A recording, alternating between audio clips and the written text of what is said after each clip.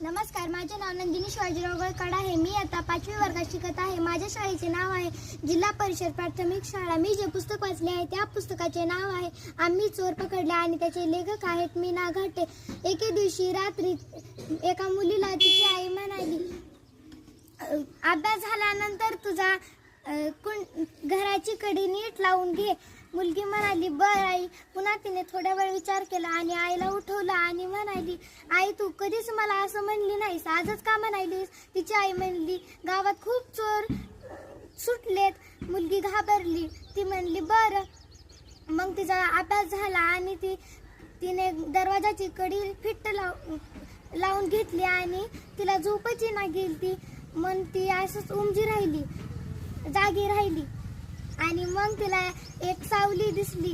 ती सावली एका खोलीमध्ये जात होती.